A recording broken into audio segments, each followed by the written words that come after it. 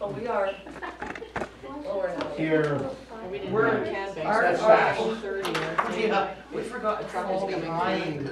Yeah. Yeah, but that's fast. It's, They got an hour. no, it's fast. It's 2 minutes fast. An hour. It's an No, hour. I don't care about It's that. not 8:30. Yeah, well, technically. It's only 8:27, 29. But if you want to call, we'll go like that. Huh? Yeah, exactly. Yeah, we can do that right now. Second. Yeah, let's go. You don't need a second to run an adjournment. I think in this case we might. Alrighty, let's call the October 27th, 2015 regularly scheduled meeting of the Village of McBride to order. Whoops. First order of business is we received some concerns, so full disclosure, Council Thompson has placed his personal recording device adjacent to the gallery. So just be aware that your comments may be picked up inadvertently, so that's fully disclosed. Second item is we'll move on to introductions of lead items. For this meeting we have none. Third item on the agenda is approval of the agenda as submitted. Move to approve by Councillor Reichardt and seconded by Councillor Bezanson. All in favor? Carried. And the next item is the reading and approving of the October 27th, 2015 regularly scheduled council meeting. I would like to make a motion that these minutes be tabled until the next regularly scheduled meeting of council, as there were some errors and omissions and discrepancies in them, and they weren't an actual reflection of what happened at council's table. So can I get a mover and a shaker for those minutes? I'm sorry. Edie? Seconder? Ralph? Any comments or questions? I abstained. I wasn't here. You weren't here? Okay, so that counts a vote in affirmative. Any other comments? Hearing none? All in favor? Carried. And the next one, we'll move on to delegations. The McBride and District Public Library. Joel Zahn.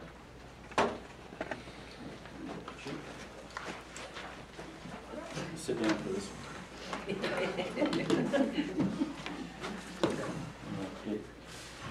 Thanks for having us. I'm here as chair of the Library Board Association, as treasurer of the Valley Museum and Archives Association, and as chair of the Committee of the Whole. Before I begin with the update, I'll give you a brief history of where we were, and hopefully it will reflect a little bit. Since 1967, the McBride Library Association has operated the library at our current location. In 1986, the Library and Museum Boards together successfully applied for a grant to expand the building. Since then, both entities have been jointly providing library and museum services to the McBride area from our location on Dominion Street. Through the years, the organizations have grown to meet our community's changing needs, and we have endeavored to do that in a space that is limited by size, age, and condition. For years, we have explored solutions to expanding our facilities, including rebuilding at our current location, but the cost has always been prohibitive. When the building at 521 Main Street was listed for sale about 4 years ago, the group began to explore whether it could be a viable option for our expansion needs. At the listing price, it was more fiscally responsible to buy and renovate 521 Main Street than it would be to demolish the current facilities and then rebuild. The group undertook a joint effort in a variety of fundraising strategies, and still do, in order to fund expansion. In 2013, a working group consisting of the boards from both organizations and the Village Council and Regional District was established. The group was tasked to determine how the library and museum could acquire larger, more up-to-date facilities, what options were available, and property taxation and zoning issues. The group sought ways to identify and cover increased costs that would come from relocating to 521 Main and ensure the financial sustainability of the project. After the November 2014 local government elections, the committee was reestablished and committed to the goal to find a new improved facility from which the museum and library could operate and offer programming for the community. So that's the history. Where we are today. The Committee of the Whole has accomplished a number of things in our efforts to move forward with getting the space that we need for the library and museum. First, we have received a letter of support in principle from the Village Council, which allows us to seek and write infrastructure grants. Second, we have received letters of support in principle from other community organizations, including the McBride Chamber of Commerce. Third, using unrestricted fundraising monies, the Valley Museum and Archives Society has purchased 2 empty lots adjacent to 521 Main Street. These properties will be used for exhibit and green space should we be successful in acquiring 521 Main Street. Should that not occur, these 2 properties could be used to build a new building. Of course, the construction of a new structure would cost significantly more than purchasing a pre-existing one. Fourth, restricted fundraise monies continue to be held for the sole purpose of purchasing the building. And fifth, both the museum and library boards continue to fundraise for the purchase of 521 Main Street through various events. There are some other things that are coming up. Working with the regional district, we are moving forward with a feasibility study to address the need for sufficient space for the museum and library to operate out of through the introduction of a new taxable service from the regional district. The feasibility study will include a general review of all relevant information, including identification of all short and long-term costs to operate and manage the service, and a summary of the benefits of the proposed service. Should the Regional District Board approve the feasibility study, a referendum will be conducted this coming spring, the date is yet to be determined, to allow residents to have their say and indicate if they are supportive or not of having a new taxable service in the Regional District and pay for the facility for the library and museum to operate out of. Through the feasibility study, we will continue to explore all options for suitable space. At this point, 521 Main Street still appears to be the best option. To ensure 521 Main Street remains available in the event of a successful referendum, the Regional District Board will consider an offer to purchase the building. The offer to purchase is subject to a successful referendum, meaning if the matter is voted down in a referendum, the building will not be purchased. In the interim, the library and museum have signed a temporary lease agreement for the use of 521 Main for the period of November 1st to May 31st. The temporary lease agreement will allow us to utilize the space for a variety of workshops and activities, and to provide a more economical storage location for our museum artifacts and images that require an efficiently heated space. And the last bit I have is where we are yet to go. There are still many questions to answer. What will this cost? What will this do to taxes? What will happen with the current library property? How long will the project take? What will the social, economic, and educational spin-offs be? We continue to work on these questions with the support of the Village Council and Regional District staff through the feasibility study. We will have answers and meet to discuss those answers before a referendum takes place. There will be more questions, and we'll work on finding answers for those as well. This is not a done deal. There are still a number of milestones to be met before any voting action can be taken. First, the working group, or the Committee of the Whole, will complete the feasibility study to be brought forward to the Regional District Board by December 31st, along with a conditional offer to purchase. The Regional District will consider authorization to proceed to a referendum. Public meetings will be held prior to the referendum to provide detailed information on the establishment of the new service, including costs, implications, and benefits. These would be held late March to early April. The third is a referendum would be held. Exact dates would still need to be determined. And if the referendum is successful, bylaws are returned to the Regional District Board at their next meeting for adoption, and the offer to purchase 521 Main Street is completed. So that, in a nutshell, is where we were, where we are, and where we are yet to go. I think Naomi are to field some questions if you have any. So you guys figure you're on schedule, everything's going good? I believe so. We've been in contact a great deal with Regional District in order to complete and work on the feasibility study. So I think things are where they need to be in terms of progress. Regional District think about that? In terms of timeline? Yes. We are being pressed to move a little bit more quickly on some aspects of getting information to the Regional District, but I think they're feeling okay. So you've got a temporary plan in place to actually use and occupy the building? At 521, yes, we've signed a lease agreement with Mr. Ryan in order to use the building. We have moved museum artifacts into the space in hopes of saving, probably $2,000 in heating expenses at the previous location where we were. Council, any other questions? I have a question. Joel, can you just expand a little bit on the feasibility study and the taxable service? So the regional district currently funds the great portion of the library services. How do you see that changing? And Naomi, you can correct me if I'm wrong, Naomi is being more in contact with the regional district and using me as a conduit to go through regional district, or using Naomi as a conduit. So the idea, the current situation that we have right now is a taxable service that provides operation for the library, but not just our library, the Valley libraries. So Valmont and McBride are tied together through a previous referendum, correct? As well as Stone Creek. As Stone Creek as well. So the idea with a new service would be we would remove ourselves from that current service, correct? No? Or it'd be an additional?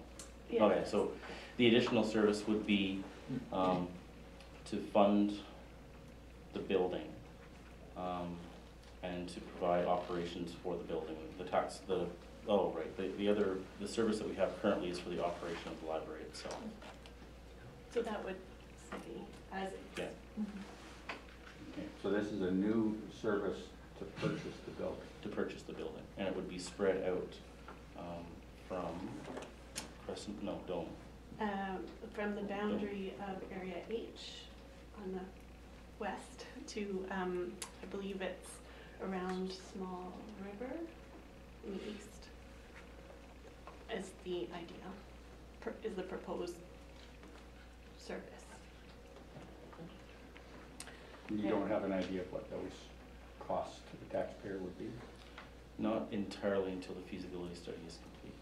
Okay, and that's December 31st. Yeah. Okay. Thank you.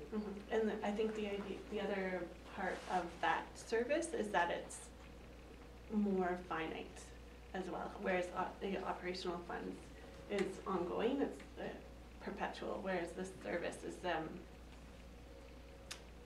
it's with a specific purpose and For a specific period of time. Yes. And that would differ as you guys go through your fundraising. And of course, the higher value, the more fundraising you do, the more that value goes down, and the less that service will cost to the entire valley, correct? Correct, yes. We currently have a reserved or a restricted fundraising fund where people have requested their donations and whatever to be put in for the sole purpose of buying 5218. So if that becomes not possible, then that money is returned. and also if we win the lottery tomorrow.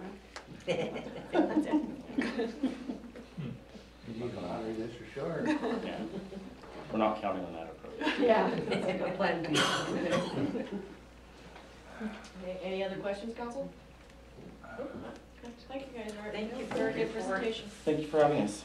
I'll give this to your clerk Yes, for that would be great. Yeah, thanks for that, for the other day. thanks for your help. You betcha. Excuse me.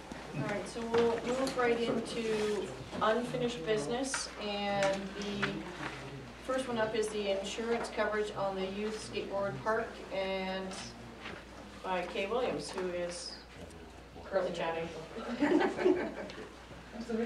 Excuse me again. 5A, Friday. or Oh, here we are. the skateboard on the Oh, municipal yes, insurance yes, coverage. thank you. I spoke with Susan Ackerman, and she is, she's our risk management advisor with the Municipal Insurance Association of BC. And our liability is very thorough. It covers employees, volunteers. They do not insure parks per se, but they would insure the peoples on the parks or the peoples volunteering in the parks. So our liability is very comprehensive, and it would extend to doing if that's a go-ahead, the little bike park beside it. So, our fun days in June, will be all insured by this too? Like the park is, the little park's gonna be one, right? And what about the days that we have? For the Pioneer Days. Pioneer Days, Yes. we have to have insurance on that one too, correct? Well, what they For the said. public? No, so, if a member of the public is injured at an event of ours, through our, not through our fault, or even if it was through our village negligence, our insurance would stand up and defend us for that. Okay. We have to do stuff to, like, you know, if there's a hazard, you have to eliminate that hazard, and you Yes. have to show your due diligence and all of that kind of stuff. Mhm. But say a child falls off a park swing and injures himself, then Yeah, are they covered? we would be covered, they would cover us. Should Okay. we The lose, village. then yes, they would. So we'll have insurance then? Yes, Yes. but we still have to do our due diligence, so. Yeah. One of the things with, I phoned Travis today and asked him if we have, signs that clearly mark that, individuals that use our property do so at their own risk. And, especially in relationship to the skateboard park, and he had told me that we did not have have those signs.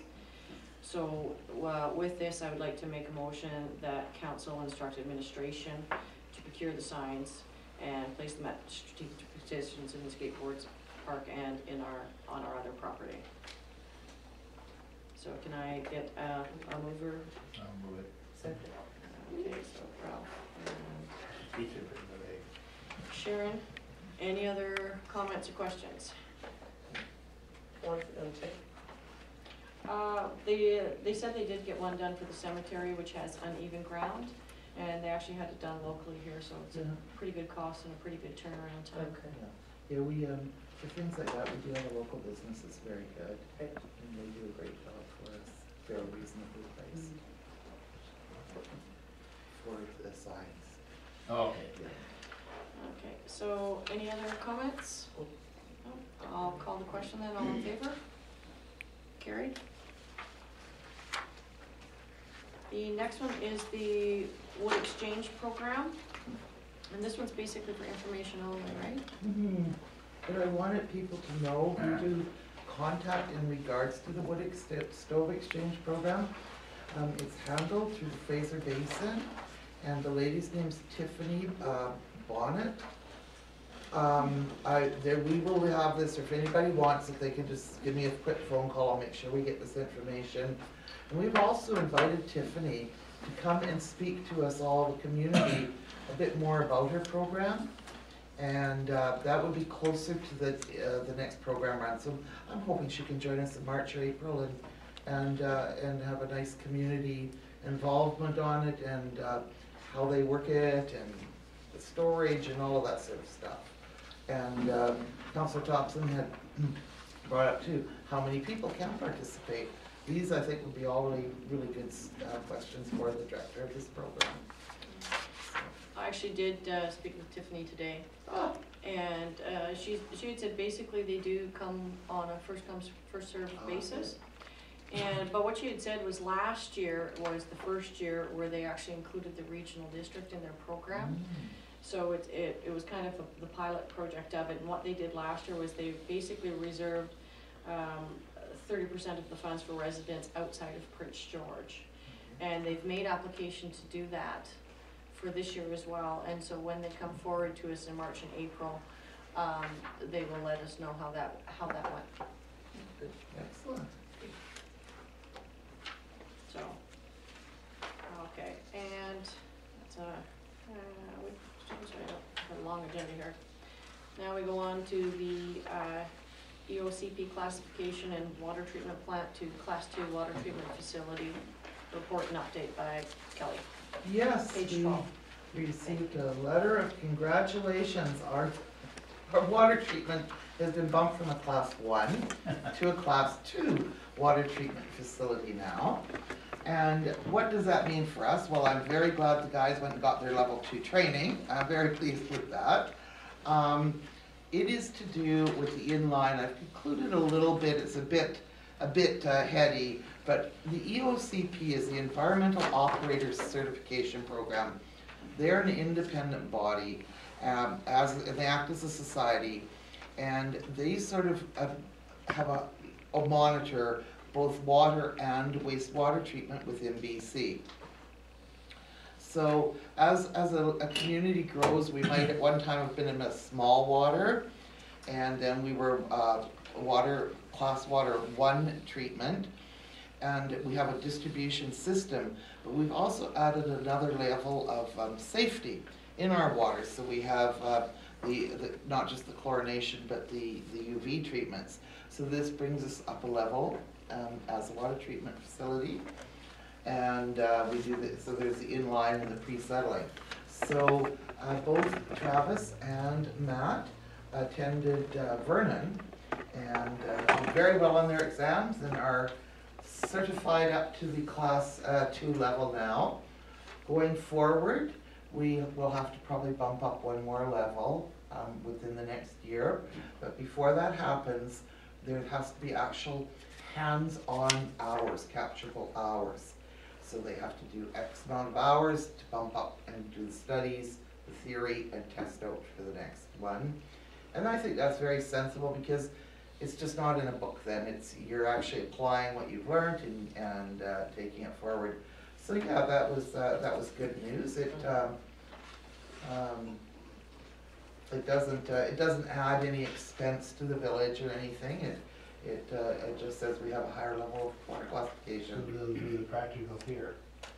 Yes, the practical hours are captured in their work hours. That's correct. Yes, and we may be looking. There is also one called for an in-training position. Now, Clint has always focused more on wastewater for the community, but it might be something he'd like to consider starting the training process. That way we're developing the capacity of the community and of the staff, and it just benefits the whole village that way. So, and he actually has just come back from doing his wastewater, and I think was quite successful at it. You have to wait for the test results to come back, but he felt quite comfortable with it. We'll have to So follow you if don't know how can many make it. hours they have to go? Yes, it says in Couple there hundred hours? Yeah. 50 hours, isn't it? No, it's about 500. Oh, okay. And you can sit there, it lists out here. So they get the training too, that's good. Yeah, It says 50 calendar months, minimum 50 hours of hands-on yeah, experience. minimum 50, yeah. Oh, okay. But they go in with quite a few more hours. Yes, they do, yeah. So Clint, will he be taking this course eventually? Or? If that's his desire to do so. He has specialized in the wastewater for the village. And if it's something I have talked to him about, and he's thinking about whether he might like to develop that capacity. Well, I would like to see the other guys take the course what he does, that way you'll always have one person. They covering do each have other. that. Oh, okay, I didn't know that. So, oh no, the crew has quite a bit of capacity, and that brings us quite a good skill set. Good. Yeah. Any other comments? So just in terms of the staff, there's 4 different types of things that need testing on: distribution, wastewater distribution, wastewater collection, freshwater. Drinking water coming in. Yes. Do we? Drinking water settling, drinking water going out, Correct. yeah. So do our staff have all of the certification that's needed for all 4 components? Yes, they do, At level 2? at level 2. Okay, thank you. Well, Yeah, that's what they just completed, Councillor Thompson. That will save us quite a bit of money too, actually. Well, that's why we did it, was Yeah. one of the things we cut out of the previous budget was bringing Radloff Engineering in twice a month to do chlorination testing. So So, these guys can do all that and be well, perfect. that's what the whole Yeah. thing was to proceed with all staff getting all the levels of training that they needed. So it saved that cost. Yes, it costs us the training, but in the long run, we're saving Over the $30,000 to years. $40,000 a year. Yeah, So that's what good. happens now, before the paper, that it comes in on little discs, Mhm. and it's entered into data, and that would have been sent to Radloff. And then what they would do is enter it into a bank, a bank of servers that's owned by Environment Canada, actually. So they've worked with me, so it comes in and we enter our data directly now. Okay. Yeah, so that now all our reporting is completely up to date and it's entered monthly. Well, that's good then. Yeah. You leaped over. Mhm. That was one of the goals. We gotta save the town money somewhere. Any other comments by council? No? All right, so we'll move on to the next one, 5D, the ever popular urban chickens. I like urban chickens. Are they literally there? It's Well, different than country bumpkin chicken, I guess. It's not an overnight process. I think probably everyone would realize that. The very first step in speaking to officers from other communities that have either brought the urban chicken bylaw in or perhaps have not, it seems that really the place to start would be with our public, with the citizens of the community. They're the ones that are going to have the chickens living next to them. So I worked with one of the gals from North Vancouver who gave us a very good survey that captures, it's not onerous for people to do, and we're going to have it available, or my recommendation, of course that's up to you guys, my recommendation is that we have it available in both hard copy, because not everyone is on the computer, but we also have it accessible. Karen does these wonderful surveys that you can just click through on the computer, have it in both ways. I think it should be up for at least 30 days. That gives people time to participate if they want to. I also think we have to, or the council should consider, if we get 10 respondents, is that perhaps indicates that it really isn't a wide enough sampling of the community, that may not capture the community's wishes. Yeah. So just some things to think about. The second step I would recommend is public hearing after we get the results in to discuss with everyone. I have included, you'll see, just some ideas that I've picked up from other, certainly didn't reinvent the wheel, but other communities. Most communities do not allow roosters because they're very noisy. Each municipality has set a different amount of hens that are used, or that are allowed. Some places have up to 8 and 10 hens they allow in the backyard. I know that's quite a few hens, but others have set it at 2. So it's all over, you know what I mean, and it seems to be community driven how they want to do that.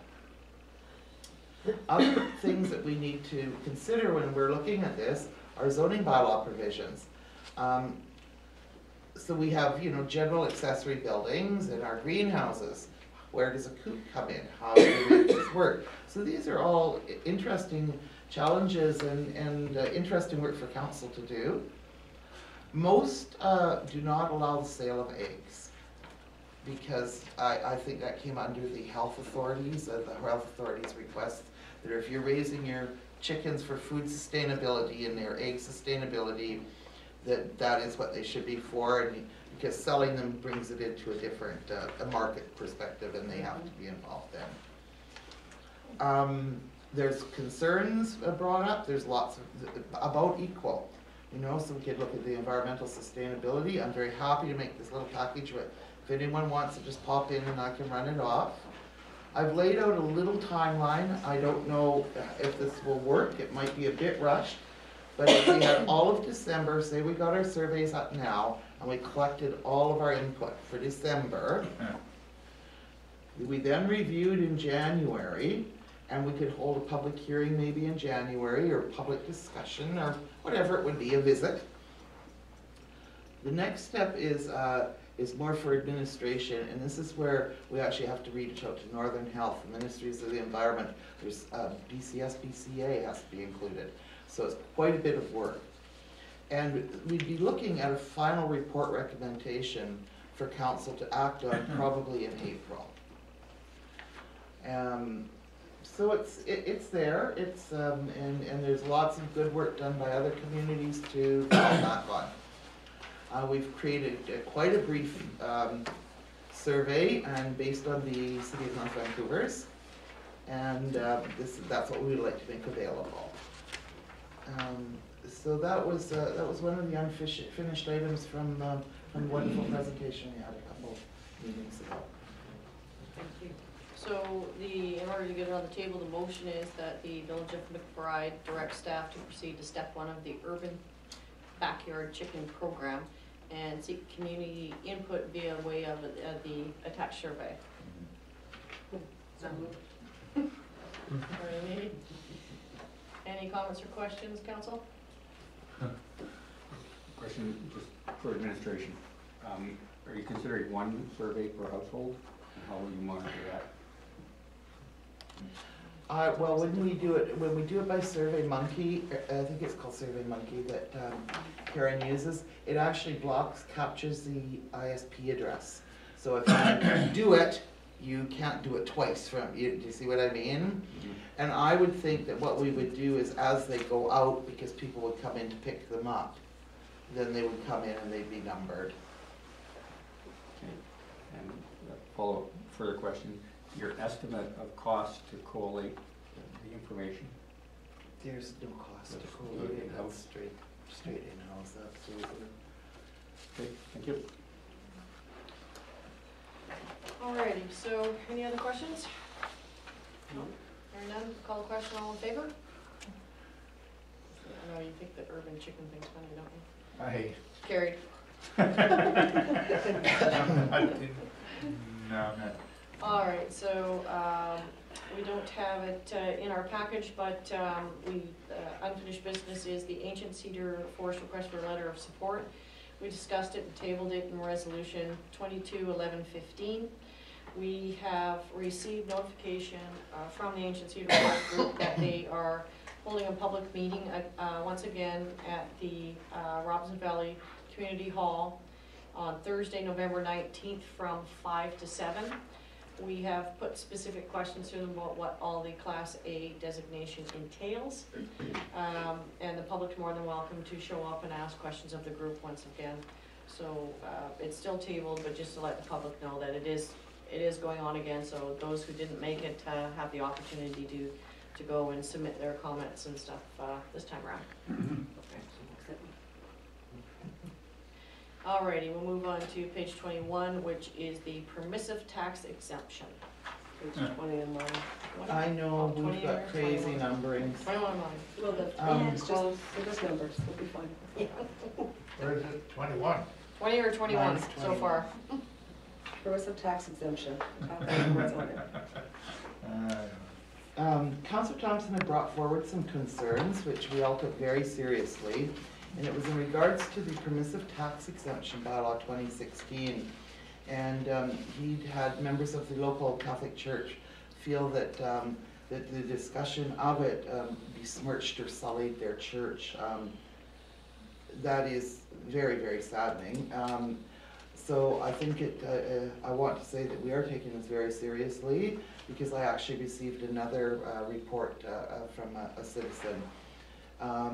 Of course, this isn't the place to speak about staff or that sort of thing, but I am investigating it fully. I have spoken to the diocese. They were very lovely, and they were unaware of any problems.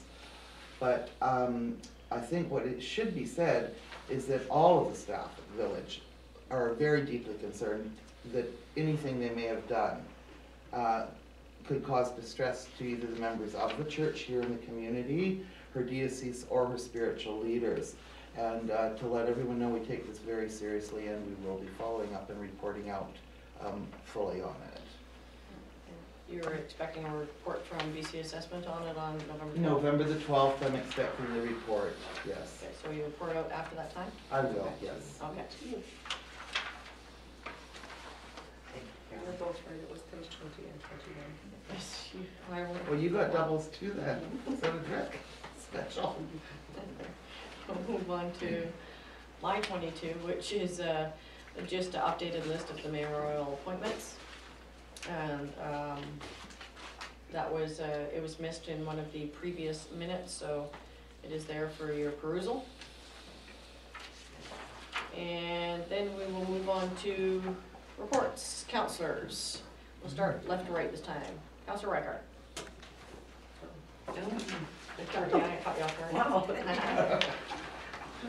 Okay, my report is short because I could not finish it all out this afternoon. October 14th, I was at the Robson Valley Community Center Management Meeting. October 15th, I was in regional district meetings, and after that I met with Sean Peters regarding the Diversity Day in McBride. And that's tentatively scheduled for February 23rd.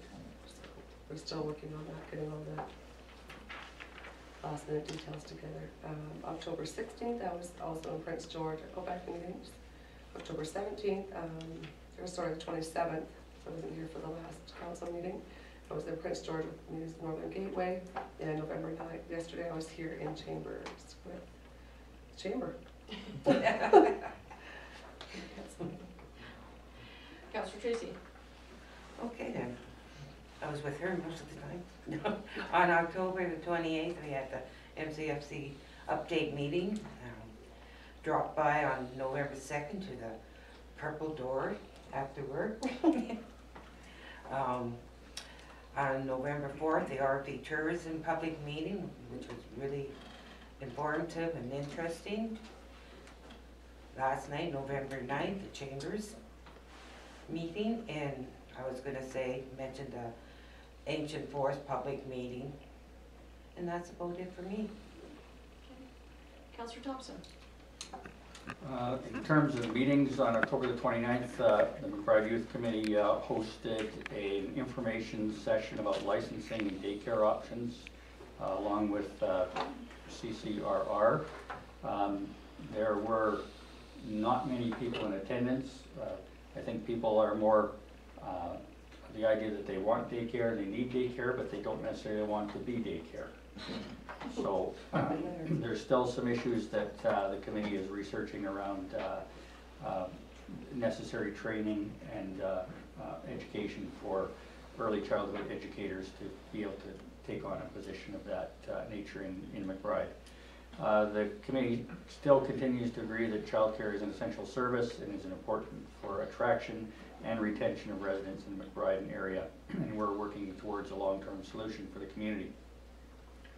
On November the 4th, I attended the Robson Valley Tourism Chamber presentation at the Robson Valley Community Center.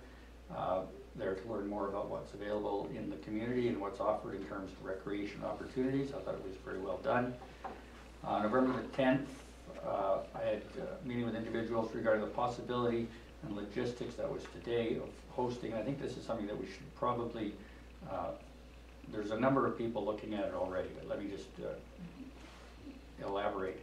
With the refugee situation going on in Canada, taking in 25,000 refugees that are going to be spread throughout Canada, federal funding to support opportunities as well as provincial input in this regard.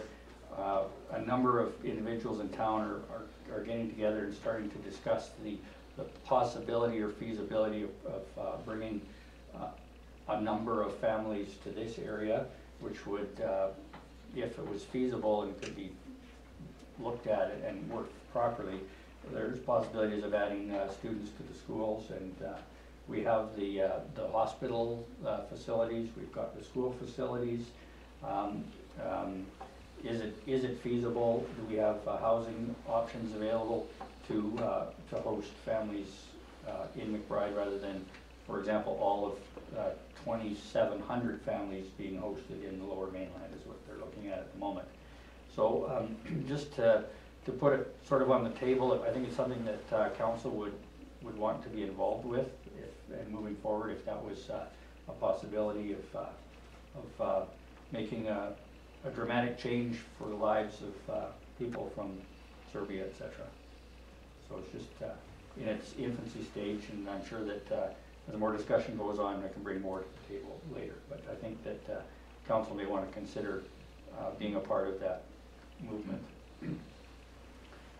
Other activities, I toured the Village Maintenance Building with Travis last November the 5th, and we also went on a tour of the lagoon, particularly the washout at the lagoon, and we went on a tour of the water intake and looked at the work that's wanting to be done up there with regard to changing the tanks, etc.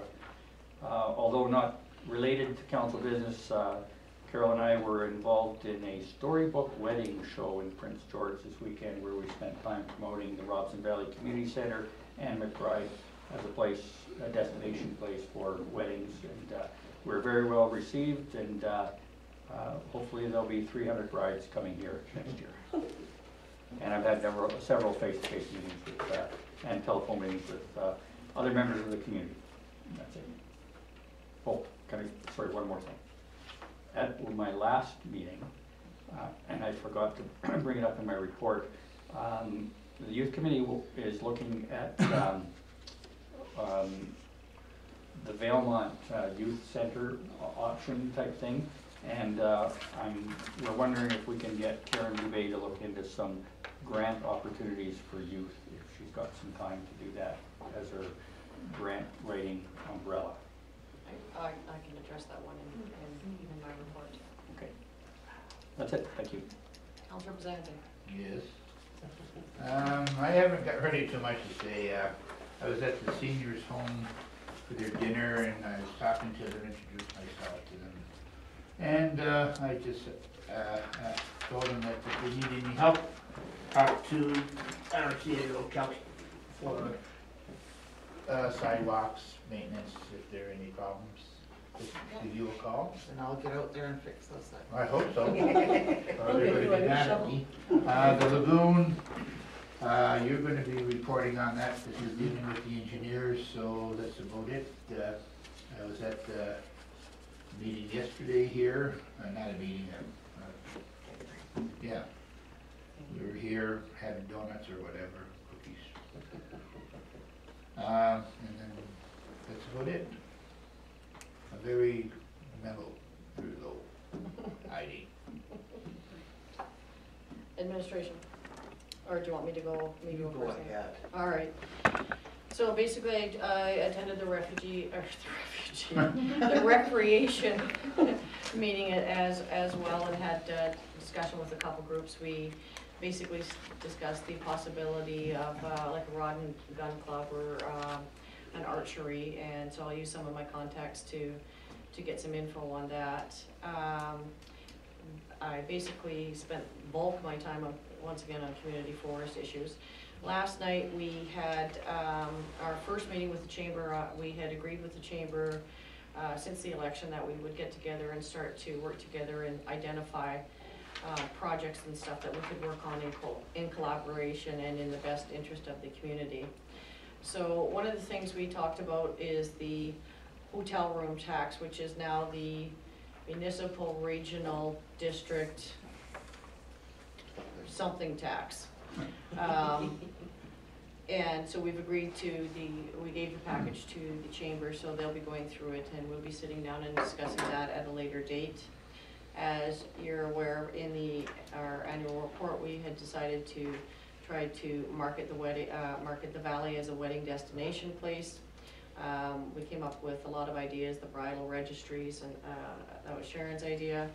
And basically we'll be moving forward. There was a lot of interest from the group to get together and start to promote us as a wedding destination.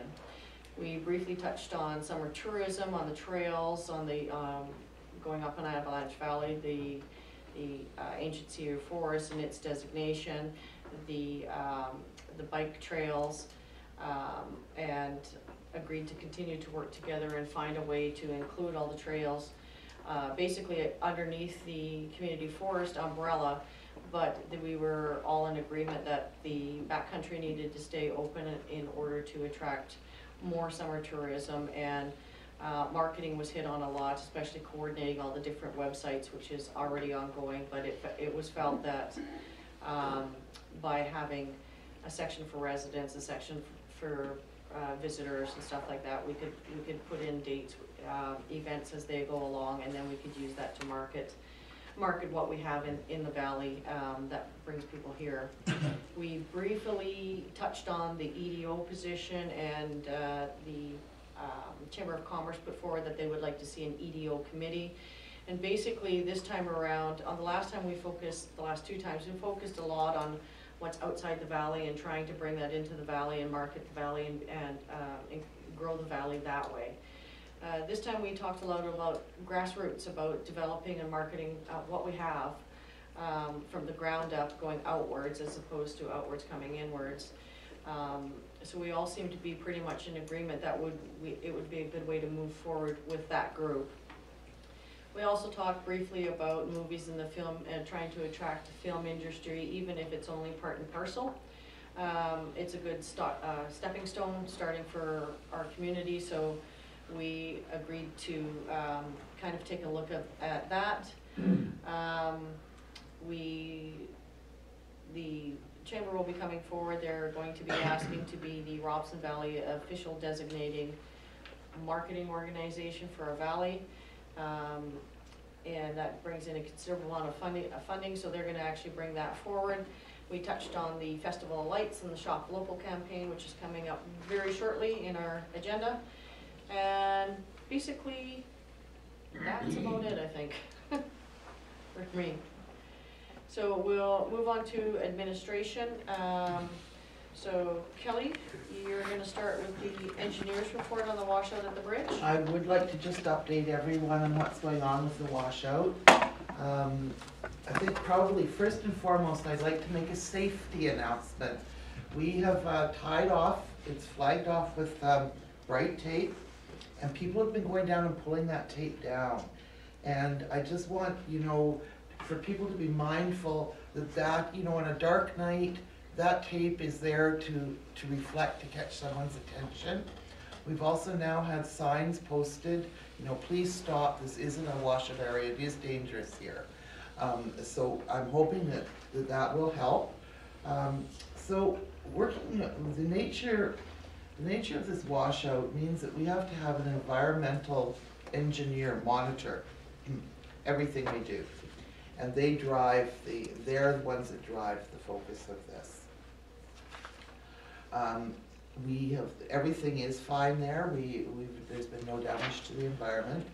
And going forward, you'll notice that we'd had a discussion about something that probably would be a good way of looking at it, is reverting the stream bed to a proper stream bed, bringing it back naturally, where the pipe will be suspended and supported there'll be a walkway and stuff there, but it won't be quite, it won't be an old berm type thing. They feel, all the engineers and the geo engineer felt that, you know, this was bound to happen, the way it was made. And that's not fault to anyone, that's just how things were done in the 70s. You know, it was a different time, a different understanding of the geology. So I've also begged them to keep it the most frugal of all ways too. So I know that our environment and the safety of our infrastructure is first and foremost, of course. But I've asked them to explore 2 options and come back to us with prices on them. I was hoping to have that for you. Tonight I have not got that. So unfortunately, when I get it, I will share it with council, of course, and with the community.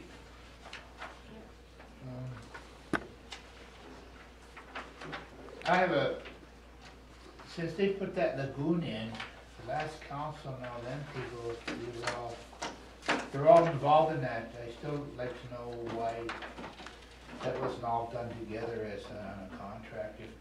If there was problems to get permits for the fisheries or whatever, but they left that the very last, and it's still not done now. It's going to cost us a lot more money to fix it. Major bucks. I think what you mean is it was the oldest.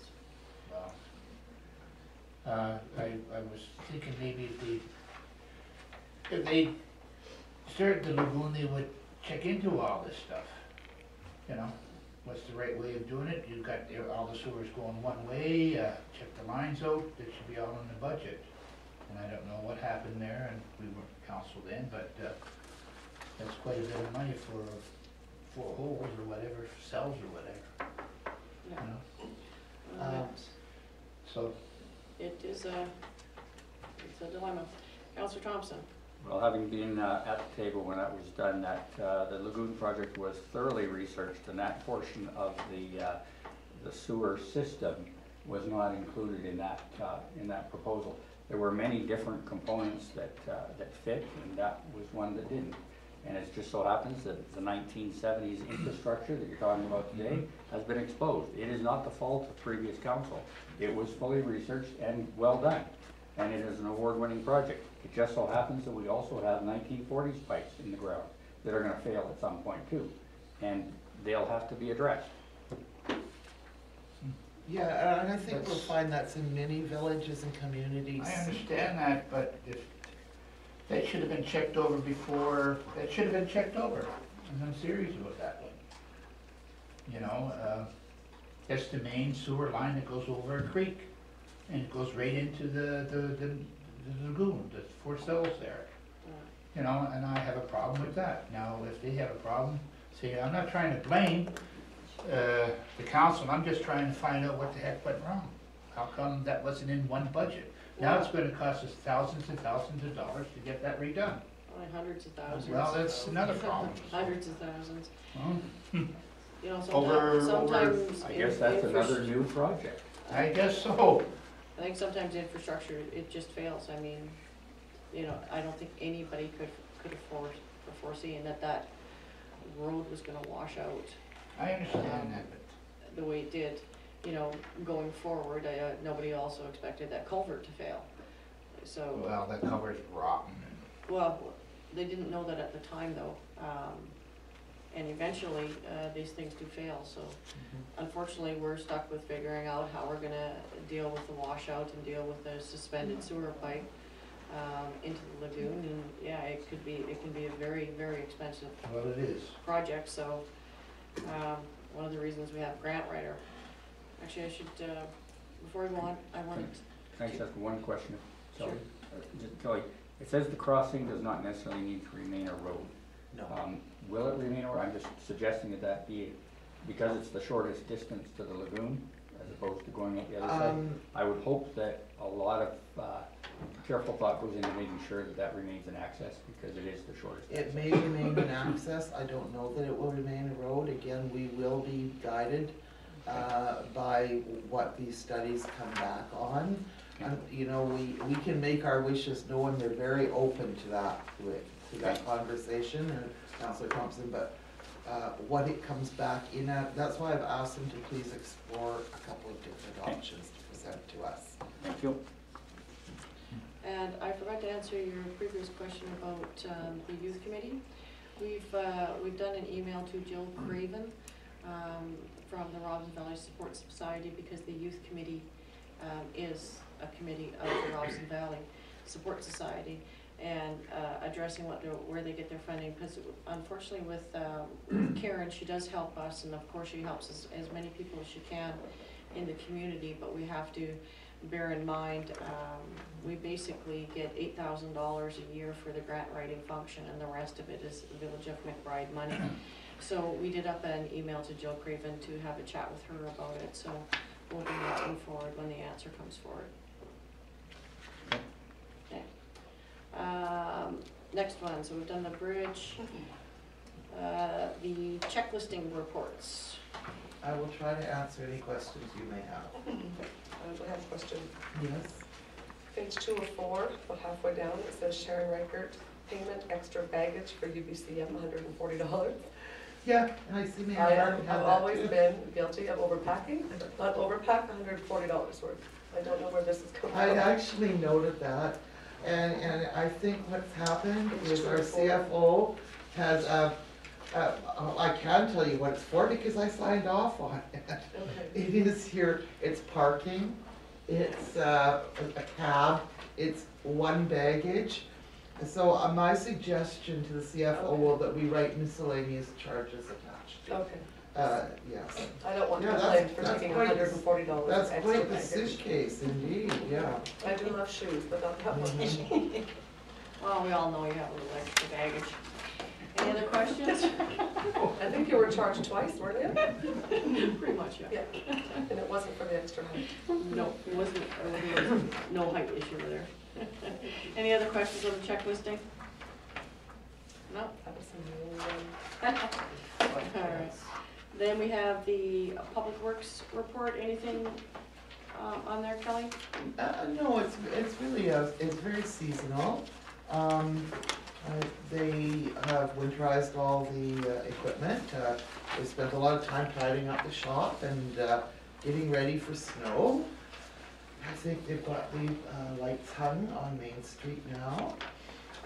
They also did help, and this was very fascinating. They helped with BC Hydro because the other day, Castle Creek and our generator were running power for the entire valley from Dome Creek to past Belmont without any flitters or flutters. So that was really kind of an exciting thing. So yeah, I would say, and training, of course, they've all been in and out in the last month doing their training, but mostly they have been monitoring water, and they do have to monitor the site below and report to the environmental engineer at least daily down there. So, What about the roof on the building or maintenance building there with the air conditioning and the heaters? That's all done? which roof? Over at our, The arena? Yeah, the arena? no, no, Public Works. yeah, 600 frontage. yeah. What, that would be over there. Yes. Yeah, well, Yes, we have a local electrician. where our offices, where our maintenance building is. We have a local electrician doing that work on it. One of the challenges is that it is a computerized system. In the 70s, it was state of the art. And our electrician is desperately trying to find one of the old-fashioned, it's not a floppy disk, it's a special thing that he's sort of begging from friend to friend and old computer people. That's what he needs to reprogram it in there. So, So it's interesting. But it's the heat's obsolete. working, and the systems are like we said, it's in good shape. Just hold. Just don't. Anything else? No, more money, I guess. You can tell it's getting close to Christmas. Scrooge Scrooge's coming up. A motion to receive the reports for information. Edie and Sharon, all in favor? Carried.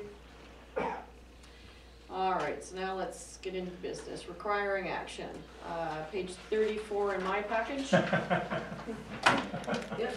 The McBride and District Chamber of Commerce, they're requesting a closure of Main Street on November 27th from 5:50 p.m.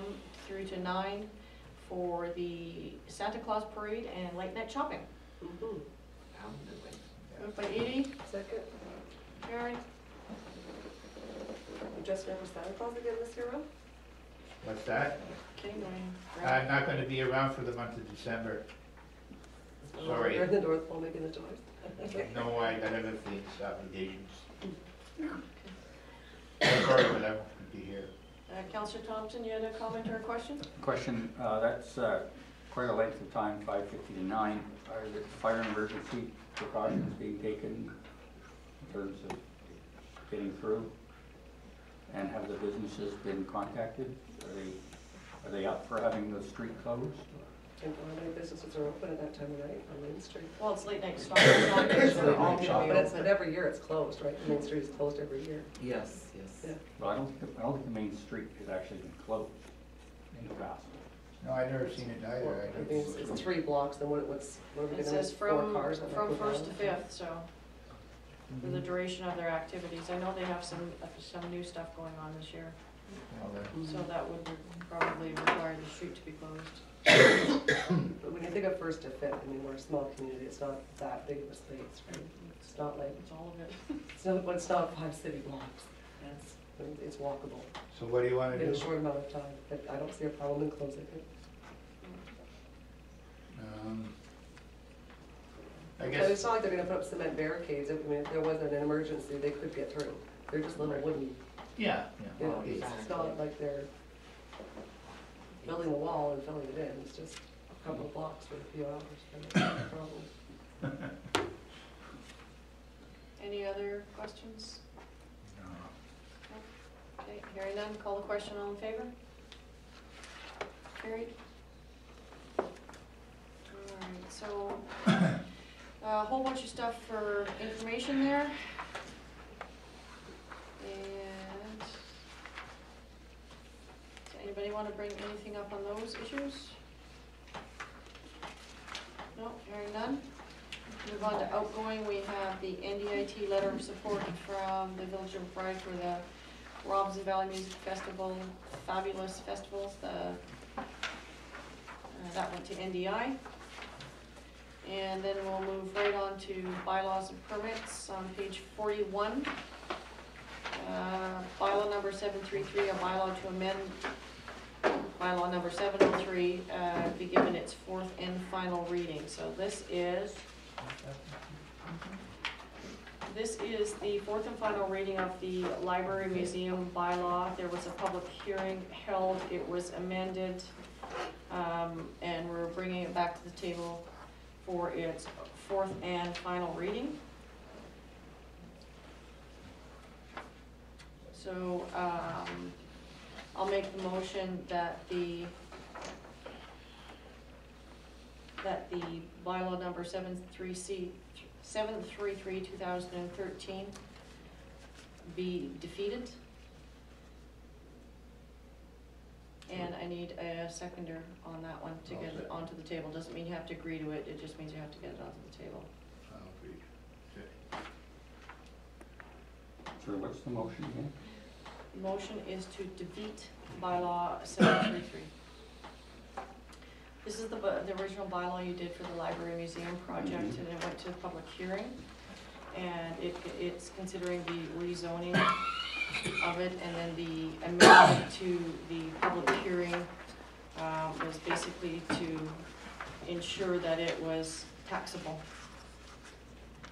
We were instructed from our, what do you call them, approving officer, that it, and actually from the regional district, that once it would either have to go back to a public hearing, because the amendment to the public hearing changed the intent of the public hearing on which people had submitted their comments. And there was such a large volume in favor of the library museum that it is such that if you would added the comments at the public hearing, you would have gotten a different outcome from that public hearing. So the choices are to put it back to go for another public hearing with the amended wording, or to defeat the bylaw and start from scratch with the feasibility study and the referendum coming through. Any comments or questions? So, is it moved and seconded? Yes, it's moved and seconded. Okay, so just let me get this straight. So the intent here is to defeat this bylaw as amended Yes. and start the process over should the owners of the property put forward an application to rezone. Because it would have to come from the owners of the property to rezone. Which would be the regional district. Could be. It isn't them yet.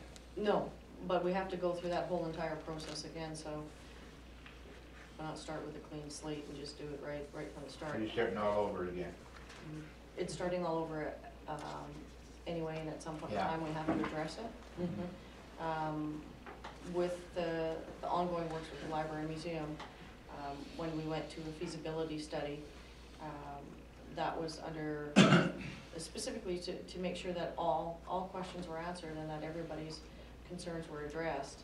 And as we've been moving through that process, and starting a whole new service through the regional district, those things will be addressed through those processes. So it comes back to this bylaw and to the public hearing and the amendment to the public hearing. And whether or not we want to have this go forward so that we can ensure that if this continues forward, what it does is it ensures that the property is not tax exempt, meaning that the village of McBride will collect their monies on it. And I know there's a lot of stuff that goes into that, and those are all being addressed through the feasibility study and the referendum.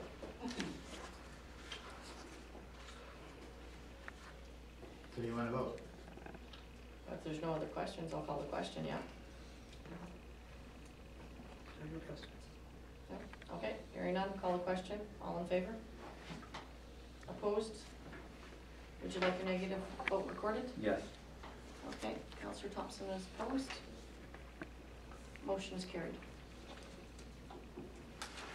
All right, so next one we'll get into under bylaws and permits is the hiring equipment policy, OP 1.1 be accepted as amended. That's the motion. And I'm just trying to, I've got page 49. Okay, thank you. Yep. There we go. All right, administration, did you want to address this? No, well, yeah, sure. Councillor Thompson had come and talked to me about some concerns regarding the equipment hiring policy. Specifically, you'll see in the page, there was a section that we gave, that all things being equal, we would allow 5% difference to support local hire over non-local hire. So I did speak with Matthew. He's the manager of the New West Partnership. And he kindly walked me right through the policy, which was very nice of him. He said it's not incorrect, and many communities still do use it. In fact, it doesn't really, unless we were hiring at over 75,000 a year, it isn't even covered by it. But he said, should McBride ever be looking at interprovincial or international tendering, this language could be problematic. It wouldn't be consistent with the language they have in the partnership. So we took out the areas that we thought would be problematic, and the original language is there.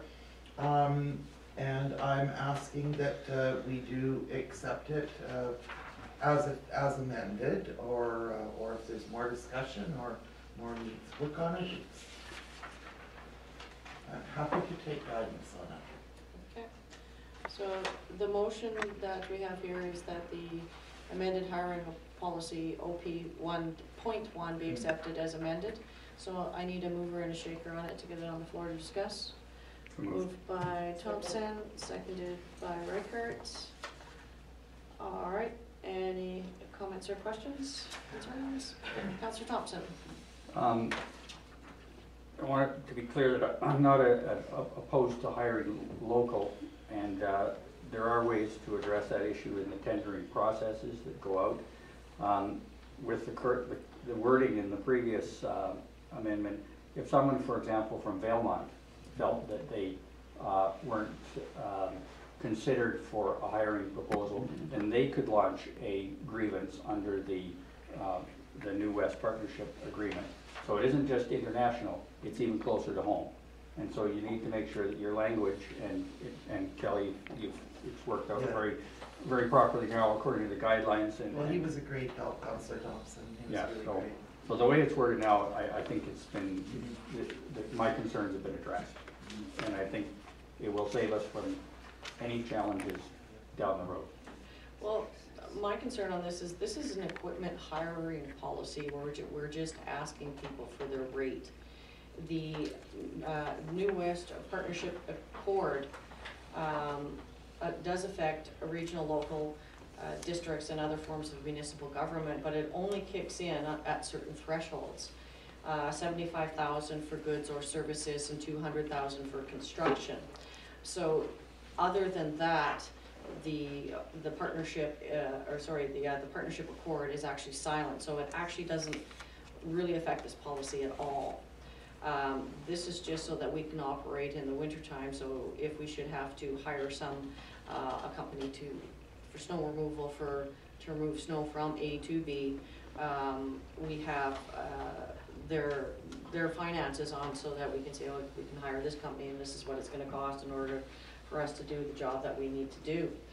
The only other thing that comes into play in my mind is the community charter, where there's a general prohibition against businesses, meaning you can't give one business an advantage over another business. So those would be addressed in tendering, but we don't necessarily have to take the lowest or any other one. We don't have to abide by the court unless we reach those thresholds. And we can achieve any kind of tendering we want through that process. So I don't have a problem with moving the wording that has a New West Partnership Accord in it, because it's not really necessary in an equipment hiring process. But I don't think there's nothing under law that would prohibit us to saying under those thresholds, if it was a local and it was 5%. I mean, we don't take the lowest bid if we don't want it, so I don't think there would be anything hindering us from saying one of the locals is 5% lower and therefore we'll take his bid. Once you meet those thresholds, it's law, and you have to tender. You have to tender properly. It has to be open and transparent. There can't be any discrimination. So in this one, I don't mind moving the wording on the New West, but other than that, it won't affect our hiring processes. This equipment that you're gonna hire, isn't there a certain amount of money each truck, each loader is worth, and the trucks are worth by hourly rate? Well, So that's each what one is different, correct? it is, and that's what this is for. Is it establishes a list. So if they all come under, if everybody got together and say, okay, you're not gonna hire a guy that's $50 to $100 an hour more, right? Depends on the trucks and the Well, equipment but and okay, the depends task how at big the hand. truck is or how big the loader is, but you can get people gouging and they want more or whatever, and there should be a firm rate there, I think. Okay, whatever the truck is worth, it depends how big the tandem is, or the truck, or the loader, or the cat, or whatever, Well, I right? think we do have a book on approximate values that does guide us. We have a blue book on it? Yeah. Oh, okay, that's Yeah. what yeah.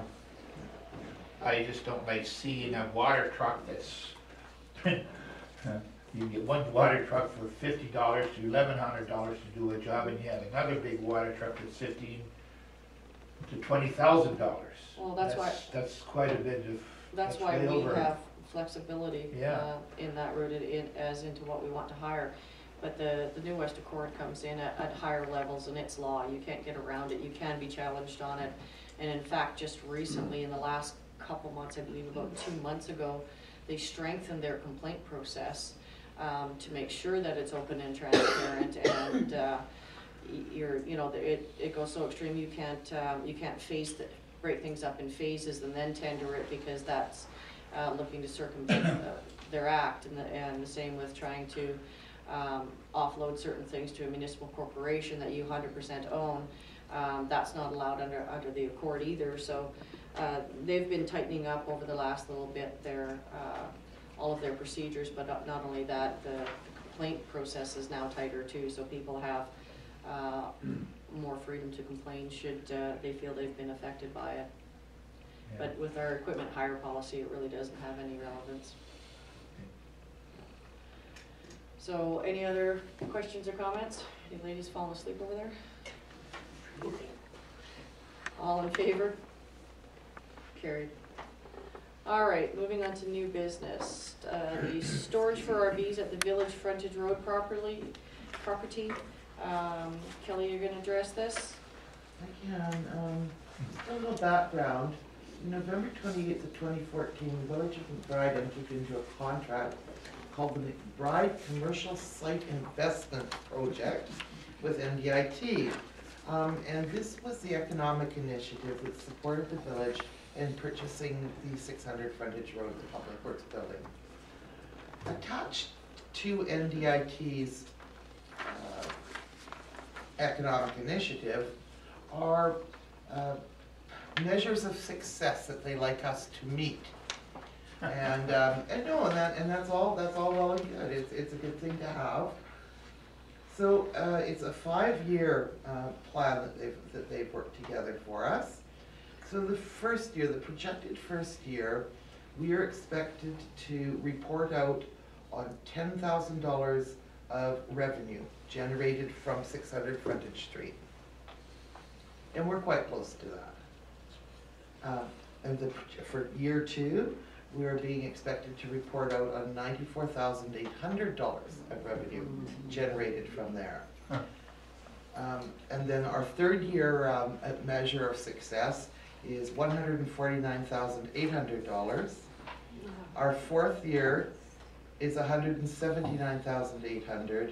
And then our fifth and final year, we, at the village, we as a group, will be, there's an expectation that our success rate, we will report out the same amount for the fifth year. So that means that we have to basically report out on $614,200 worth of revenue from the Public Works building. As you can see, this might be challenging, but I think we can do it. Maybe. We can do it this year. One thing that we had studied and looked at was that administration be allowed or can have a, I guess you call it a recreation vehicle spot rental, so that they can park it there. I did some research. I don't like the idea of competing with our own citizens. We do have people locally that have that service for $25 a month. My recommendation to council is that we look at putting it at $30 a month. There is a rental contract that I've worked on in there. It's a draft form. It clearly outlines the liability and limitations. Access to the vehicles is only during business hours. The vehicles would need to produce, and I would keep on file, copies of full storage insurance, and no access to the yard outside the hours that it is normally unlocked, which is 7:30 until 3:30, Monday through Friday. So I leave that to you wonderful folks to discuss. You said this is a 5-year program, 10,000 first year. Yes. And what's the next one? 94,800 for year 2. How much did they pay for the building? They borrowed the money, correct? No. No? Yes, part of the money was borrowed. Was the money Or borrowed? not borrowed, We have a grant. it was supported with this grant. Yeah. So this grant is how we show our good faith and our good intentions. So this money goes to NIT, correct? No. No. Where does it go? We just have to generate the money. We just for have the to village. generate it, we Oh, don't we give it just away. Get a whole Yes. pot of money, okay, let's win the lottery, throw it in there, and then bango. No, we have to generate the money from the building. From Yeah, the I building. understand. And the yeah. property that surrounds it, But because it it is a doesn't- 10-hectare yeah. lot. It doesn't go to anyone, that would be our village's revenues. Okay, Yes. okay, But we okay. still have to make that money. Yes. Yeah. I mean, I don't support the idea of the village competing, but I mean, it's healthy. It's not unhealthy. Well, And we need that's to- the lot that we were given. We In have order to generate discuss money. this, we need a motion on the table, guys. So what are you saying, that you don't? Ralph, I need a Okay, I'll- motion on the I'll table. The motion is that the Village of McBride support administration performance measures for the commercial investment site, project 3578, number 72, rent recreational vehicle spaces for $30 per month in the unused area. So I need to, sorry, Edie and Sharon? Okay, now it's on the floor, we can discuss it. All right, so who's got the first question? It's easy money, I like it. All they do is park it, they buy their own insurance, everything's great.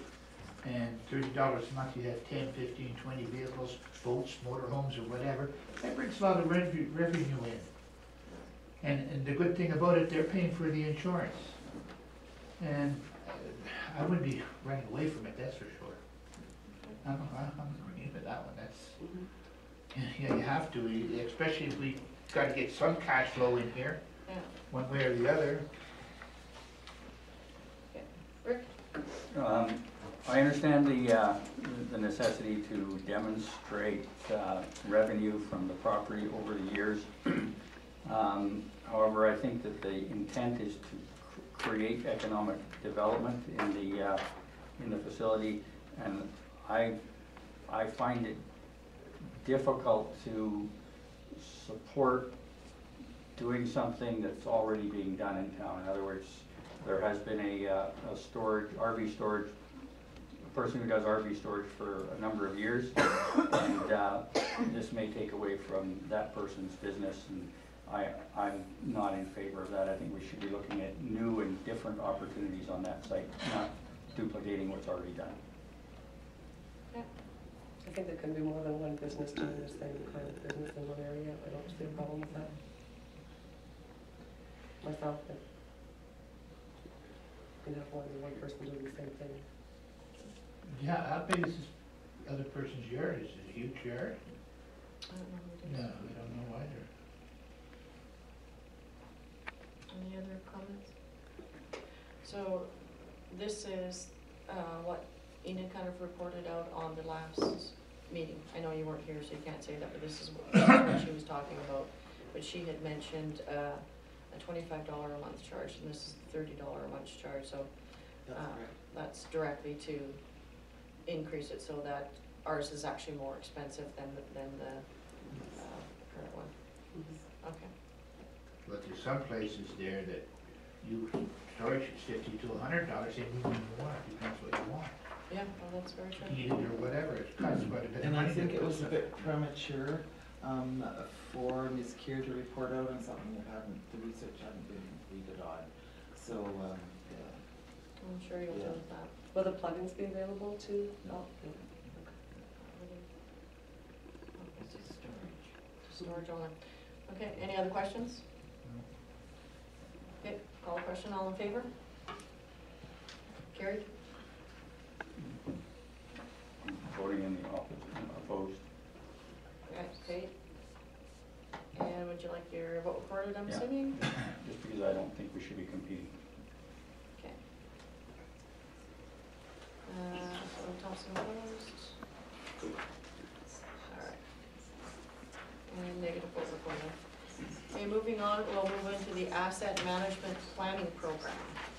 Motion that the Village of McBride support administration's grant application to the UBCM 2016 Asset Management Program for Asset Management Training. Yes. Page 61. All right, can I get a mover and a shaker on it? Moved. Sharon, seconder? Hello? Edie? All right, it's on the table. Any questions? Rick? Your worship, at the previous meeting, it was discussed that this was not going to be done this year, done later. What's changed in the meantime? Honestly, don't know that. We'd have to take a look at. One of the things was with the minutes not being done completely and accurately. We'd have to take a look at that. So, the discussion was that an application was to go through for the 2017 program. And now For we're the going to- internal capacity one? I believe so. So I know that Karen's been working on this for a while, and this is the one that provides training for staff, so that the staff knows how to manage the assets of the community. Maybe I'm thinking, was there I'm not thinking another- there was another one, yes. a $10,000 grant? Yes, there to was do a the asset different one. management? Mhm. It was a matching one, right? The other one. yeah, the one she talked about last time was a matching one. Yes, it was, yeah. So this is a different one than that one? Well, this is part of the UBCM direction on this, but this one is specific to policy, planning, developing internal capacity. Okay, Yeah. so it's separate from that one. Any other questions? Mr. Thompson, you look like you're gonna bite on something there. No, I must be confused because there's two different ones. There is, no, Councillor Thompson's correct, there was one that Karen had reported out on us, which was project-based, if I remember correctly. And that it was needing, it had to be something that's worked into the budget and into the plan. Yeah. So this one's Well, just this- specifically for This training? is, then? yes, and I think that's the one Councillor Thompson's referring to, this What was that one? Okay. This one too is matching grants. Yeah. Most of theirs are with the UBCM ones, yeah. And so is that budgeted for? That's what'll have to be, yes. Okay. So this will have to become a budget item? It will indeed. Excuse me. Any other questions? Okay, I'll call the question. All in favor? Carried. And the next one, page 67, NDI grant writing support. Kelly, you want to address this one as well? The grant writing support program is what brings in $8,000 to assist Karen in helping with grant writing. Well, not with grant writing, people would generally bring it to her and she would assist them and point them in the right way. And this brings in $8,000. This is 1 day a week for Karen. And she does dedicate those many hours to it. And we have to have these in for November 13th for it to go ahead. And it's been very successful. I think there's people in the room here that have really benefited from some of these grants. And they're not huge, but she's applied for $1 million over the last year and did not bad. She got 11 full grants to her, so that's, you write a lot of grants to get money, to get one lot of money. So yes, we're requesting that you support our application to continue with this program. So the motion on the table is that the Village of McBride support the administration's grant application to the 2016 Northern Development Initiative Trust Grant Writing Support Program. So moved. Moved by Thompson. Second. Seconded by Reichart. Any questions? Hearing none, call the question. All in favor? Carried. Well, you guys have just been rocking and rolling on these grants. The next one, page 68 in mine. The Northern Economic Development Trust. A motion that the Village of McBride support the administration's grant application to the 2016 NDI Trust Economic Development Capacity to support the wages of an economic development officer. Moved by Reichart. Second. Seconded by Tracy. Any comments or questions? Councillor Thompson. Is there any reporting out on how the grant was used in 2015 that has to be met before 2016's grant? For which one? For the, this same grant that's come in annually, the $50,000. Yes, I think that reporting has actually been done already, but I can confirm that for you. Yeah, I was just curious to know exactly how the $50,000 from that 2015 grant was Yeah. used, so I can see you about that. No, you would see your CFO, Ian and Kira, about that. You, okay. And I think she did do something, Councillor Thompson, so she probably has she's probably got something she can show you when she gets back. Okay. Yeah, because my understanding too with this is what I'd be interested in was that they had changed this to go from just the 1 year, so you can kind of lap it over into another year, but I'll talk to Enid about that when she gets back. You don't know? Well, you. Yeah. All right, we can do that. I'll call the question then. All in favor? Carried. All righty, moving on to NDI Business Facade Program. Kelly? Yes, we would like your support to go ahead and apply for the Business Facade Program for Main Street. There have been a few little bonuses. Not-for-profits are now allowed to apply. Oh, nice. Yes, that's very nice. And if you're renting a business, if your landlord will support you in that application, you can apply. this beautification of the town? Yes, and that's up to $500 Okay. to help offset, Yeah.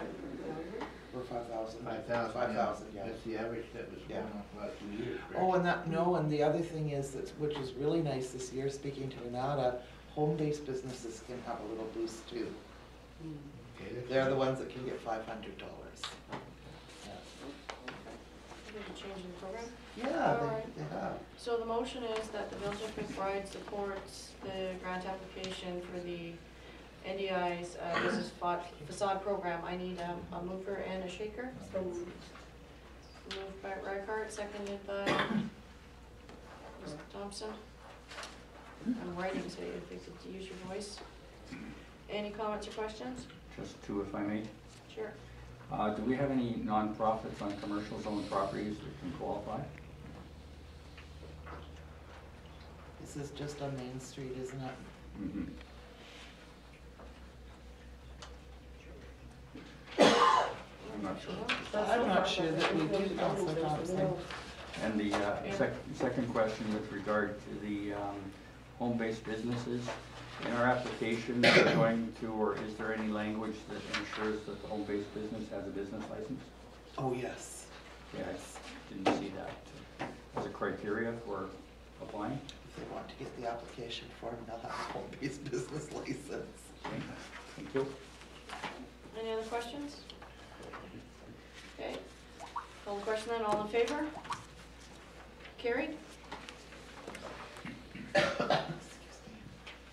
All right,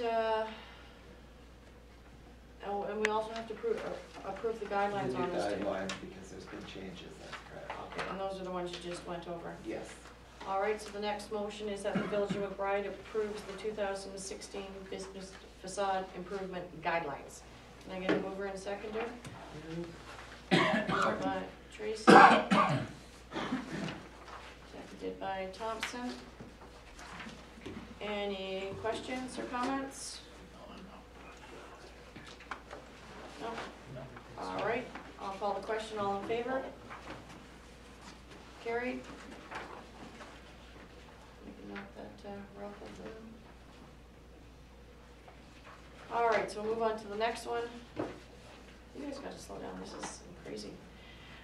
Is the BC Bike Grant intake for 2017. We have, I'll just read out Karen's thing there because there's no motion under it. This is the BC Bike Grant.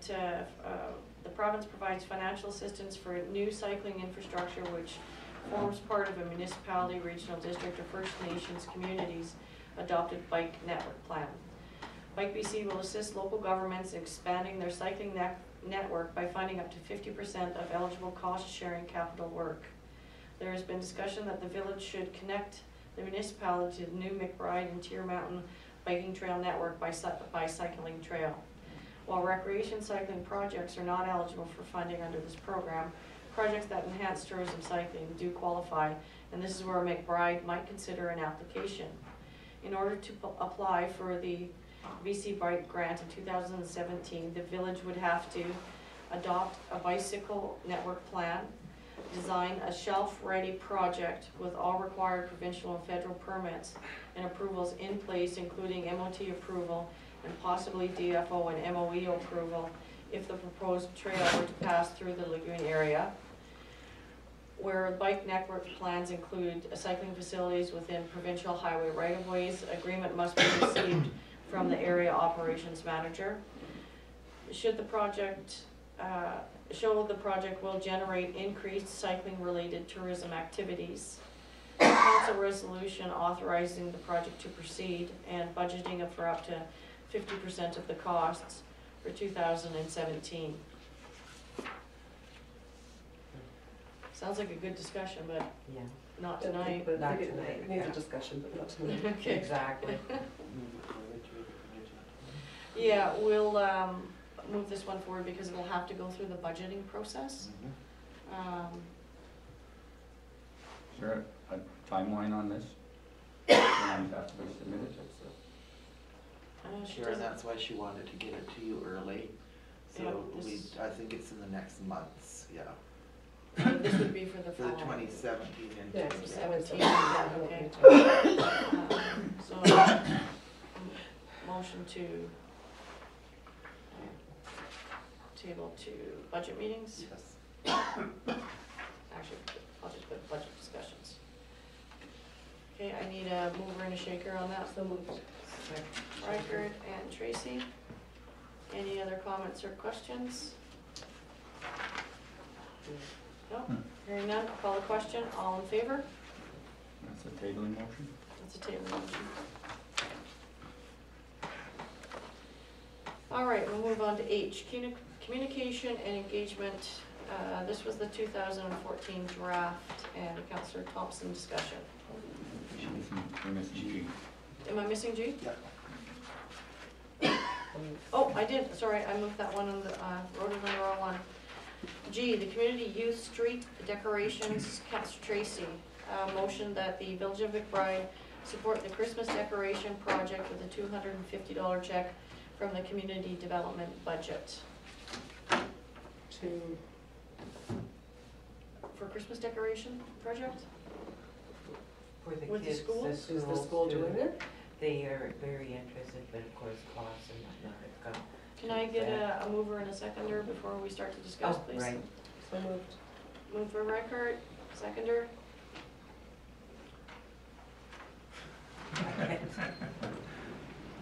Okay. Now, discuss. Is this for the, Well, we should find out if the school's doing it first, for sure, before Yeah. we. Yeah, Councillor I Tracy? spoke to them, and To they're, the- no, she hasn't called me back, but the elementary, Karen and that, and she. Can I get you to raise your voice, please? Oh, good luck. I'll Okay. try my best. I've spoken to Karen, she's really excited about it, and, we got some ideas back and forth, and, but like again, the finances and who's gonna pay for stuff, and, but they don't know if we can get on to it right away. You know, it's gonna be feasible, we have what, I would like to get it done like for Delight. so these are the wreaths that goes along the, like, we Well, these- put Karen spruce boughs came up- last year? Karen came up with some good ideas. Yeah. Making candy canes out of wood and having the kids paint them, Okay. and candles, and then put it along the main, their fence along Main and that, and I'm trying to get in touch with the high school in regards to wreaths or, you know, something of that Are nature. we gonna donate some money to the grads or anything like that for their work and support, or? But It's this just is about the what, Christmas Yeah, decorations. just This the is- Christmas decorations. Yeah, I understand that, but the grads would probably be doing it, right? not necessarily. No? No, I would like to see all ages, All of them all join in? ages involved, yeah. Okay. Any other discussion? And we do have 250 in the community development budget, correct? We do? That's definitely helpful. Okay. So would that be subject to it moving forward with the schools? Right, if they don't do it, then they would obviously wouldn't be spending their money, right? No, exactly.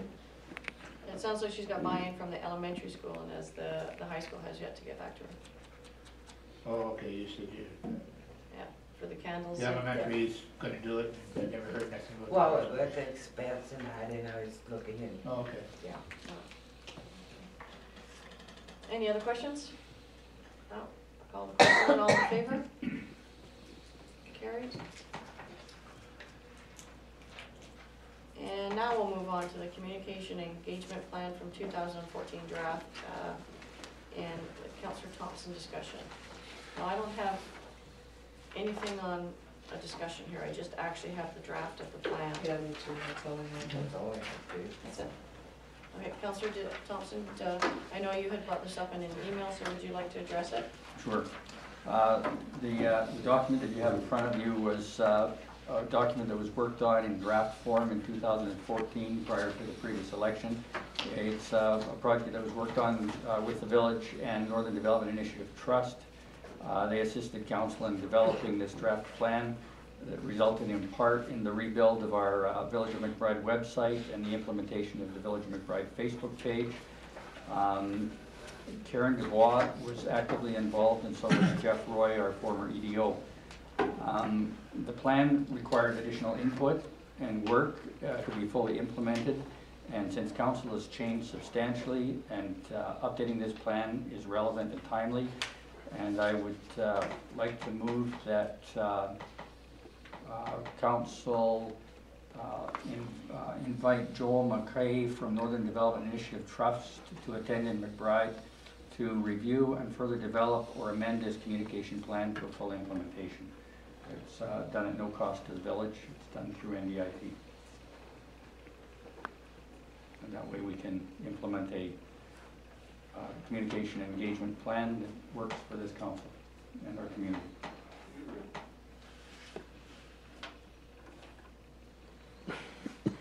Alrighty, so I've got a mover, I need a seconder. So Thompson and Reichert. Alrighty, so I've read through this plan besides the fact that it's from 2014 and it's obviously outdated and it is based on the previous council. This was presented to us, but it was not in draft form. It was presented as an active and implemented policy. Staff even had discussions and it was run by them, so as far as everybody's known, it's been the one that we've been following. My comments on it are there's lots of stuff in here about tourism. I mean, it's what, like a 12-page document for a communication plan. Lots of stuff that are relating to tourism, the committees that just aren't relevant to communications. And one of my biggest concern is that it says it requires a lot of staff time and upkeep and to dedicate a person for this or that. I absolutely agree with having guiding principles on communication, increasing local knowledge, and relaying village objectives and responsibilities, and to increase engagement with our citizens. It also has comments in here about MCFC, which should be removed because it's completely separate from the village. And they should develop their own communication and strategy and plan at some point in time. So I don't mind having Joel come up to review the plan, but I think the plan has to involve the direction of council and some of the communication that we have going forward, because I know we're going to be seeking a lot more community input and engagement through surveys and questionnaires and different ways of dealing with things on Facebook. So I don't mind having Joel come up from NDI. He's a good guy and quite knowledgeable, but not too sure if I want to review that plan or just toss it and start our own. So I'd be willing to vote for Joel to come up. And that's basically what the motion is. Yeah. So you want to find out what he wants, what he's going to say about it? well, I'd like to talk to him about Yeah. what he has, because he specializes in communication, but I'm just saying that I don't necessarily think that we'd be implementing this or doing No, this. I think I agree with that. we would be taking a look at what our plan is over the next several years going forward, and maybe reviewing or keeping parts of it, and maybe scrapping it. It's I mean, guideline anyway. yeah, good place to start, I guess. Any other comments on it? I just wonder if Councillor Thompson could read his motion again, please. Someone didn't pay the heat bill, I know it. No. That council invite Joel McKay from Northern Development Initiative Trust to attend in McBride to further develop or amend his communication plan for implementation. Thank you.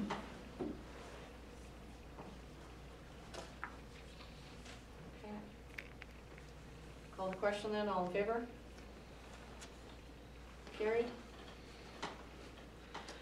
Alrighty, moving on, mayoral appointments including acting mayor. So this was, once again, initiated by Councillor Thompson, and you wish to be, well, we have to slate you into the acting mayor schedule, and you had asked to be put on the final 11 months, December 2017 to October 2018, because the election, of course, moves up in that year by a month. The reason I suggested that was because it appeared, but I hadn't seen any resolution other than the original one. The acting mayor sites just moved up to fill Councillor Callahan's position.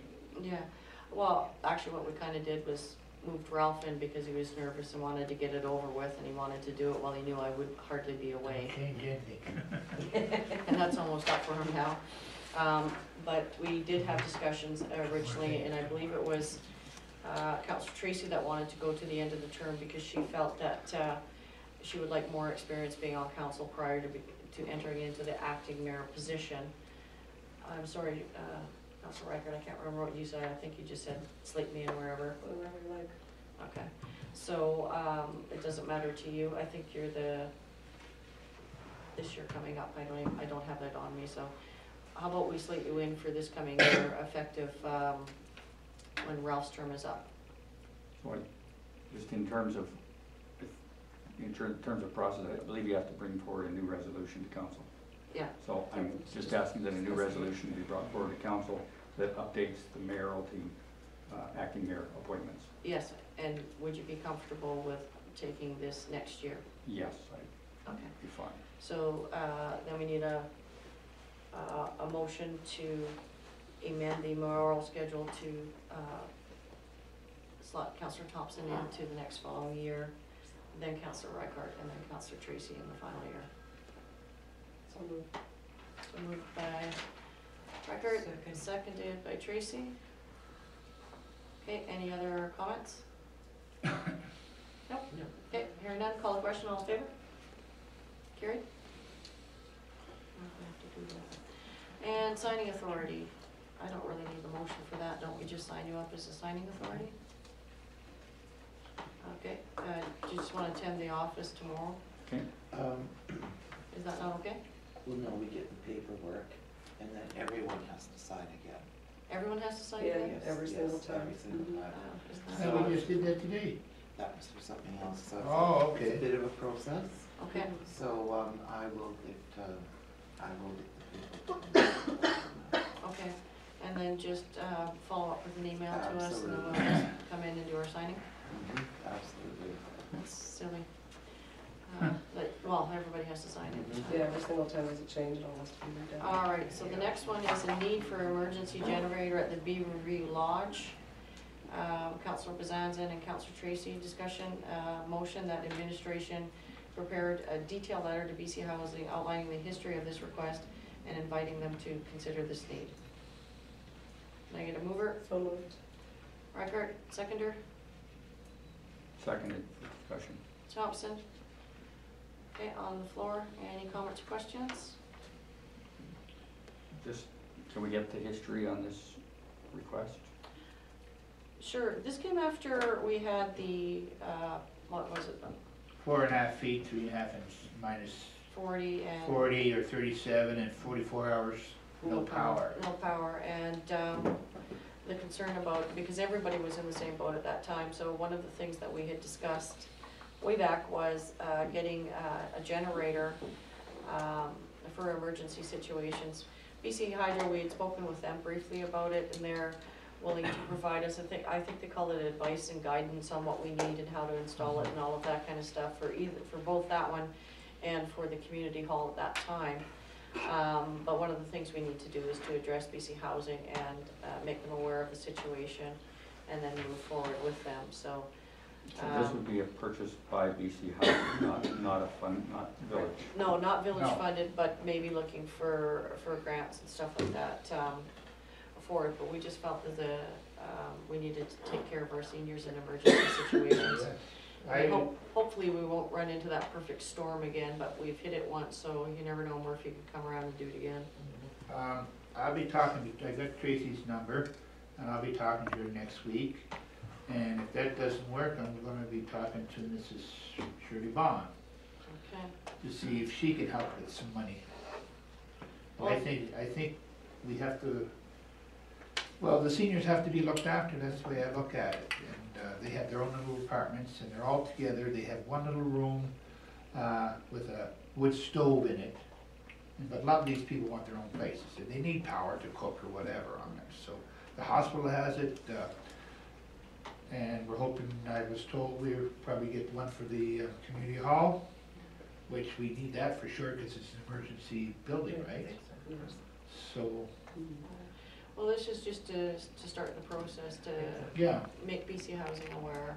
Yeah. And then we can start looking for grants and and they're pretty sure they got lots of money, because whatever. they're doing everybody else's there, the RCMP and all that. Well, it's a place to start. Yeah, we have to do something to turn the wheel. Yeah.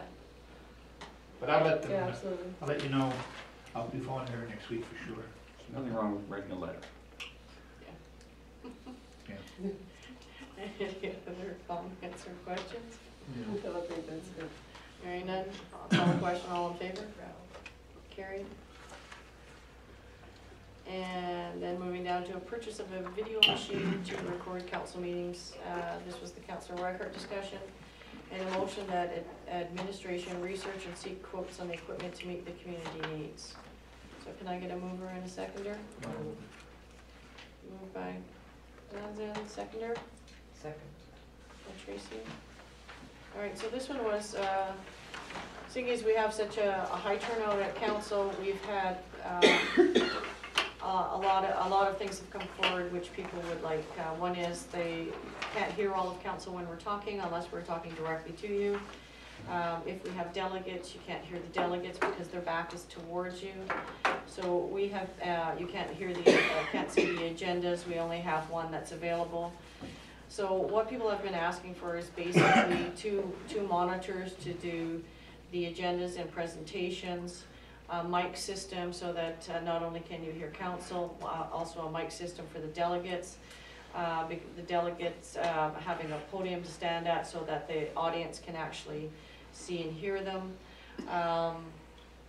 And a speaker system so that it can be carried throughout the council chambers. And it started to add up a lot, to be a lot of money, and nothing that we had put anywhere near enough to put in the budget. So I guess the next thing for administration would be to research and ask quotes on it to be included in budget processes. So any comments or questions on that? Nope. Councillor Thompson? Is it moved yet? It is moved. Okay. So when I'm reading, it says purchase of a video machine. So this is actually a motion to research all of those options, all of those details that were put forward in the email discussions. Yeah. Okay, thank you. Okay, anything else? On the question, all in favor? Carried? Alright, so I don't have to go, the next thing is, any questions of the sign-up sheet back there? What? The sign-up sheet. We had changed our agenda process through our procedure bylaw, and so those questions are now held at the end. What on earth is on this desk? No, there's no questions. They keep pledging it, I don't think they realize it doesn't sink in. Okay. Yeah, So- it's not wood. Just for clarification, with the question and answer session at the end, just wondering whether there was, or maybe confusion as to whether you had to sign up in advance. Sign up in advance for the question and answer. It's the same as the other, except for it moved from the beginning of the process to the end of the process.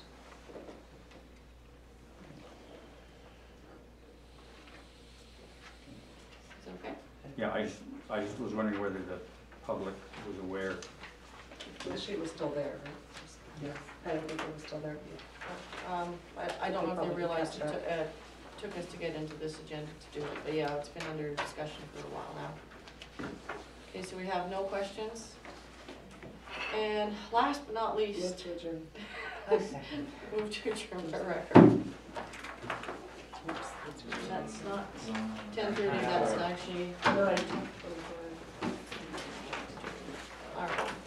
basically, I just wanted to add to, there was some talk before, somebody had told me during that whole, whatever was going on, there with the lawyer, that the issue was not set up with telephone lines. It is set up with telephone lines, it is set up with